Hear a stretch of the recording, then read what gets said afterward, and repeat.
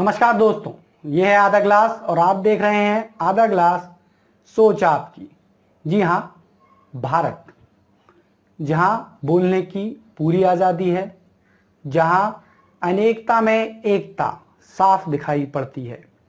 हम चाहे किसी भी भाषा को बोलते हों, किसी भी क्षेत्र में रहते हों, किसी भी लिंग के हों और किसी भी जाति और धर्म के हों, लेकिन हम में सबसे एक बात जो खास है वो है भारतीयता। वो है इस देश का गौरव, इस देश की नागरिकता, इस देश के लिए सम्मान।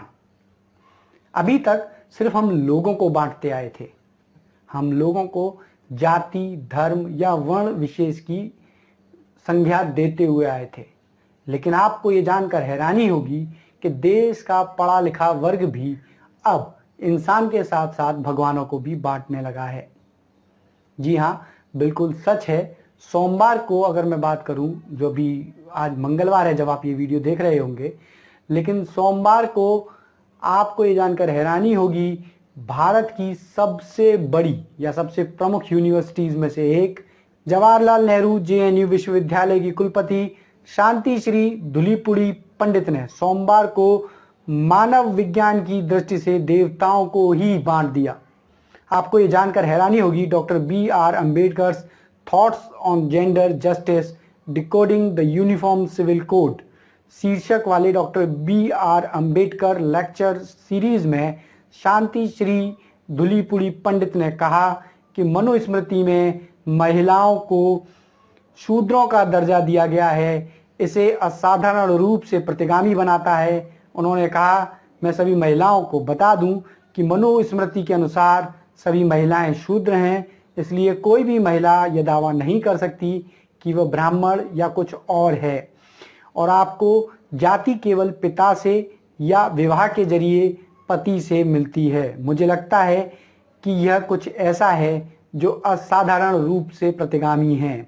वो यहाँ पर ही नहीं रुकी, उन्होंने महिलाओं पर ही हमला नहीं किया या महिलाओं को ही जाति विशेष में नहीं बांटा, उन्होंने भगवान को भी नहीं छोड़ा। और आपको ये जानकर और भी ज़्यादा हैरानी होगी, उन्होंने ये तक कहा कि भगवान ब्राह्मण है, ऐसा नहीं लगता क्योंकि सबसे ऊपर तो क्षत्रिय है।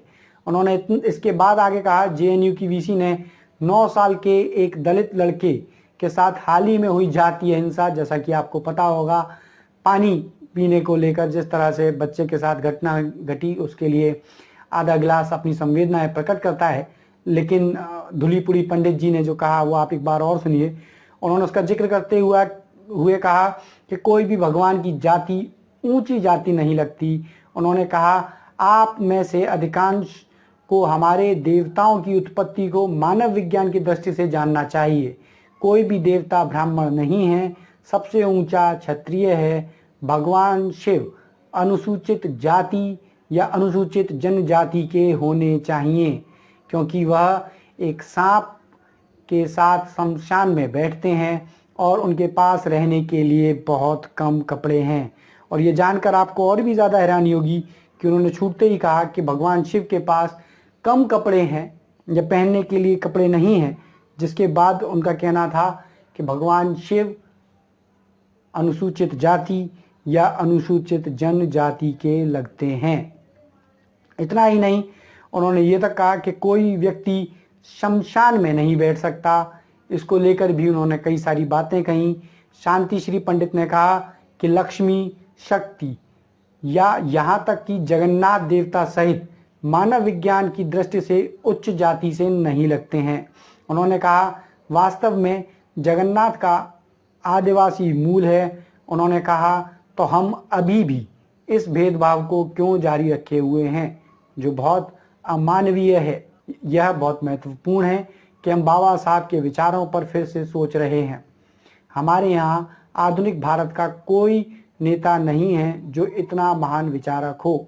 इसके साथ उन्होंने कहा, हिंदू कोई धर्म नहीं है, यह जीवन जीने की एक पद्धति है, और यदि जीवन जीने का तरीका है तो आलोचनाओं से क्यों डरते हैं। उन्होंने कहा, गौतम बुद्ध हमारे समाज में अंतर्निहित संरचित भेदभाव पर हमें जगाने वाले लोगों में से एक थे। भगवान शिव पर इस तरह की टिप्पणी ये उनके व्यक्तिगत विचार हो सकते हैं, लेकिन इस पर लेकर मैं कहूँ कि किसी तरह का भेदभाव या किसी तरह का जाति विशेष वर्ण में से बांटा जाना निंदनीय है। मैं इसकी निंदा करता हूँ, लेकिन मैं सिर्फ यही कहना चाहता हूँ कि ये उनके विचार हैं, वो इसे किस दृष्टि से देखती हैं ये उनके विचार हैं। इतना ही नहीं, इसके बाद उन्होंने तो इतना तक कह दिया कि जिस प्रकार बीते कुछ दिनों पहले आप जानते होंगे कि कांग्रेस के एक नेता हैं अधीर रंजन चौधरी, सांसद भी हैं, उन्होंने राष्ट्रपति को लेकर जिस तरह का बयान दिया था, जिसके बाद सरकार पूरी तरह से कांग्रेस पर हमलावर हो गई थी और लोकसभा में, या ये कहूँ कि संसद का जो सदन था, लोकसभा और राज्यसभा दोनों पर वो हमलावर हो गए थे और उसके बाद उन्होंने सदन को नहीं चलने दिया था। 2 दिन तक सदन की सारी कार्यवाही, सारी व्यवस्थाएं ठप रहीं और इतना ही नहीं, वहां पर अधीर रंजन चौधरी के माफी मांगे जाने के बाद भी सदन को नहीं चलने दिया गया। ठीक उसी प्रकार धुलीपुड़ी पंडित जी, वो ये कहती हैं कि कुलपति, वो महिला हैं तो उन्हें जो कुलपति शब्द है उस पर भी उन्होंने आपत्ति जताई और उन्होंने कहा कि इसके लिए कुल गुरु शब्द का इस्तेमाल होना चाहिए, क्योंकि गुरु कोई भी हो सकता है, लेकिन कुलपति शब्द जो है वहाँ पर ही प्रोनाउंसिएशन ज़्यादा होता है और वह शी में आती हैं। तो जब इस तरह के अंतर को लेकर भी उन्होंने अपनी आवाज़ वहाँ बुलंद की और उन्होंने कहा कि वो इस पर जल्दी ही विचार करेंगी और नए अलग से इस पर बात करेंगी।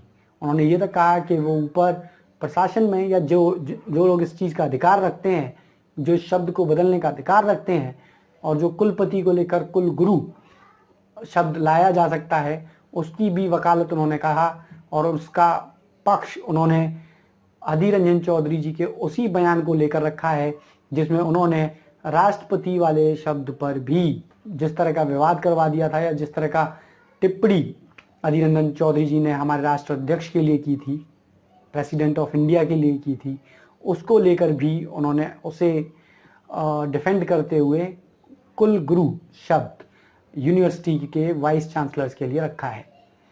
हम इंसान को बांटें, धर्म को बांटें, जाति विशेष और वर्ण को बांट रहे हैं, यहाँ तक तो ठीक था, लेकिन क्या ईश्वर को भी बांटा जाना चाहिए? क्या ईश्वर को भी जाति और धर्म में बांट कर देखना चाहिए? क्या उसे भी हमें ये देखना चाहिए कि वो हिंदू हैं, मुस्लिम हैं, ब्राह्मण हैं, वैश्य हैं, शूद्र हैं, अनुसूचित जाति से आते हैं या अनुसूचित जनजाति से आते हैं? क्या ये सोच रखना सही है? मुझे नहीं लगता, क्योंकि ईश्वर वही है जो हम सब के लिए एक है। आपको इस पर क्या लगता है?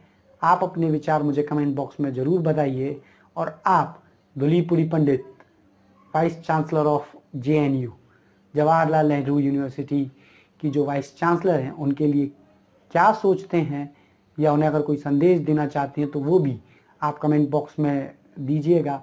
हम कोशिश करेंगे उस पर भी एक वीडियो बनाएं और आपका संदेश उन तक पहुंचाएं।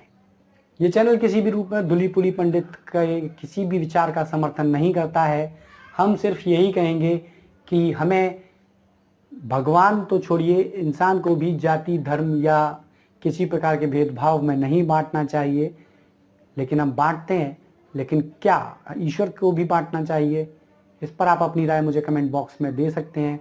लेकिन ये चैनल यही कहेगा, इंसान को भी हमें नहीं बांटना चाहिए।